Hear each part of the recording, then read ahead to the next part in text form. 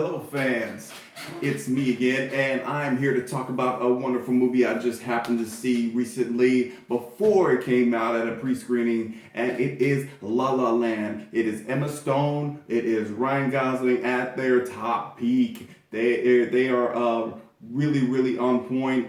Directed by Damien Chazelle, I believe that's his name. I could be adding some flavor into it, but sometimes you just got to do that because that's the way jazz is. And this movie is all about jazz and living up to your promises to yourself, like your dreams, things that you wanted to do, things that you've been trying to do for your life. And so basically, that is the at the heart of it. But you know, you could have a lot of fun too while you're doing it. And so this movie, don't get it twisted. Don't get it misunderstood. It's a musical. When you walk into there, the first act is a big musical opening. And I'm not gonna get into it because I don't want to ruin the movie for you. But it is awesome, and you can tell that you're in for a treat once you see it. This movie has got a lot of Oscar buzz already. It's got a lot of good things going for it. It to me is like it's just like Oscar bait. It's a little Oscar nugget. They're just like, here, drop it into the little Oscar hat themselves. They knew what they were doing with this movie.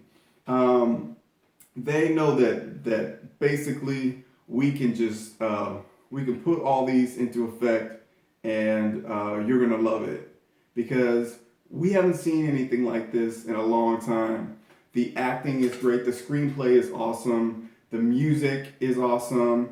The story is the thing that really resonates with me. I really love that just how it really tells a lot about human beings, how we are in relationships, how we go from one thing to the next, and we can be steered clear of the things we really want, and because we're thinking about what other people want for us. And so I think that's a really cool thing that the movie has going on with it. It is totally entertaining. It is mainly the two characters, but there's a few side characters in it. But it's mainly Emma Stone's character and Ryan Gosling in it. This movie currently has a 95% on Rotten Tomatoes. So that just goes to tell you, and it's not even out yet. I guess a lot of movies start off high like that, but having seen the movie and knowing what the score is on Rotten Tomatoes, which I don't really follow that. You know what? If you like a movie, you like a movie. It's at 20%. You like the movie. You like it for what it does for you. And this movie, I feel like it gives me it's a 95% plus for me and my own rating. This is one of the top 5 movies that I've seen all year. And this year, I've seen more movies than I've seen in my entire life in 1 year. And you can thank that to Fantastic Fest because I saw so many movies during that time. So many awesome movies and the little treats of movies that you probably would never even seen because they don't get worldwide release like these other big box office movies. This is a small movie, but it's got big stars in it.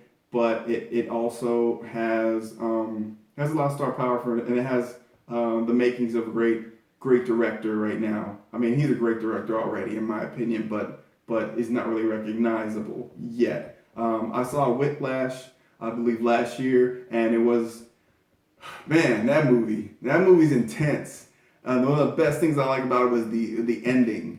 But we're not talking about the Whiplash. We're talking about La La Land and what it means to me. And I think that it's the best thing about it is the relationship, the chemistry between Emma Stone and Ryan Gosling. The music is so good, and the camera work. Oh my gosh, the camera work in this movie is what really makes it like. That's what makes it a best picture for me, because you're looking at all these camera works and you've seen musicals before, but you haven't seen musicals like this that kind of like it's modern day, and then but it feels like you're watching a 1980s or 1960s and 70s musical, like old Hollywood style. At the same time, people have cell phones. People they they seem like they're stuck in more of another frame of thinking in La La Land, you would say. So what this is the thing that adds a lot of color and character to this movie. The love letter to Hollywood factor that they have into, it's like layers and layers and layers that make it just an awesome movie. The camera work, the chemistry, the story, the way it looks, the way it's shot, and the fact that it's fun. It's never boring. You care about the character. Ryan Gosling adds that comedic element to it, because this movie needed that. It would feel like awkward, and I think he's really pretty much the glue that kind of like keeps together, keeps you grounded, and like that person that kind of keeps you knowing that yes, this is you can have fun with this. It's like gives you permission to have fun with it. And so, that being said, go see this movie. This movie is awesome.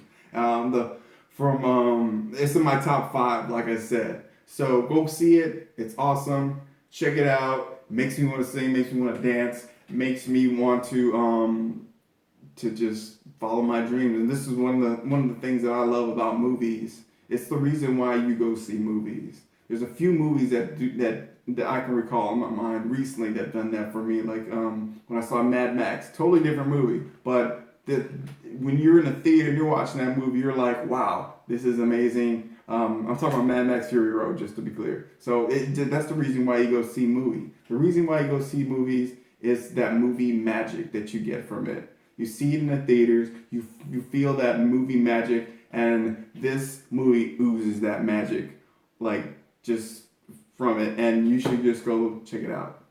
And that's it. And I wish I had some outro music for the end of this. Some nice jazz music playing in the background. Maybe I'll add that in editing. But anyways, just go see the movie.